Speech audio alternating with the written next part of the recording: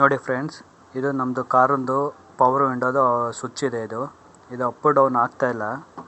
ಏನಾಗಿದೆ ಅಂದರೆ ಇದು ವಾಟರ್ ಅದು ಇದು ಏನಾದ್ರು ಮಿರರ್ ಇಳಿಸಿರ್ತಾರಲ್ಲ ಅವಾಗೇನೋ ಹೋಗಿ ಸ್ವಲ್ಪ ಹಾಳಾಗಿದೆ. ಇದು ನೋಡಿ, ಇದು ರಿಮೂವ್ ಮಾಡ್ಕೊಂಡು ಬಂದಿದ್ದೀನಿ. ಓಕೆನಾ. ನೋಡಿ, ಇದು ನೋಡೋಕ್ಕೆ ಈ ರೀತಿ ಇದೆ.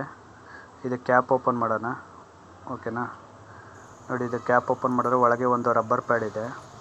ನೋಡಿ, ಇದು ಬ್ಯಾಕ್ ಸೈಡು. ಓಕೆನಾ. ಬ್ಯಾಕ್ ಸೈಡ್ ಕನೆಕ್ಟ್ ಮಾಡ್ತಾಯಿದ್ದೀನಿ. ಅದನ್ನ ಕ್ಲೀನ್ ಮಾಡ್ಕೊಂಡಿದ್ದೀನಿ. ಅದನ್ನ ರಿಮೂವ್ ಮಾಡಿ. ಓಕೆನಾ. ಇವಾಗ ನೋಡಿ ಫಿಕ್ಸ್ ಮಾಡ್ತಾಯಿದ್ದೀನಿ. ಈ ಕಡೆ ಸೈಡ್ 2 ಲಾಕ್ ಇದೆ, ಆ ಕಡೆ ಸೈಡ್ 2 ಲಾಕ್ ಇದೆ. ಯಾಕೋ ಕೂತ್ಕೊಳ್ತಾ ಇಲ್ವಲ್ಲ. ಓಕೆ, ಒಂದು ಸತಿ ತೆಗ್ದು ನೋಡೋಣ ರಬ್ಬರ್ ಪ್ಯಾಡ್ ಏನಾದ್ರು ಇಶ್ಯೂ ಇದೆಯಾ. ಈ ಕಡೆ ಒಂದು ಲಾಕ್ ಟೈಪ್ ಇದೆ ಈ ಕಡೆ ಸೈಡು. ಮೋಸ್ಟ್ಲಿ ಇದು ಉಲ್ಟಾ ಆಗಿದೆ ಅನಿಸುತ್ತೆ.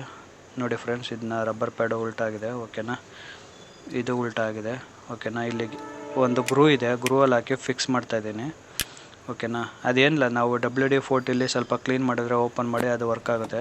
ನೋಡಿ, ಇವಾಗ ಕೇಬಲ್ ಕನೆಕ್ಟ್ ಮಾಡ್ತಾಯಿದ್ದೀನಿ. ಕನೆಕ್ಟ್ ಮಾಡಿ ನಾನು ಚೆಕ್ ಮಾಡ್ತಾಯಿದ್ದೀನಿ. ಯಾರು ಇಶ್ಯೂ ಇದ್ದರೆ ಫಸ್ಟ್ ಇದನ್ನ ತೆಗ್ದು ಈ ಥರ ಕ್ಲೀನ್ ಮಾಡಿ ಚೆಕ್ ಮಾಡಿ. ಡೈರೆಕ್ಟಾಗಿ ಯಾರು ಸ್ವಿಚ್ಚು ಚೇಂಜ್ ಮಾಡೋಕ್ಕೆ ಹೋಗ್ಬೇಡಿ.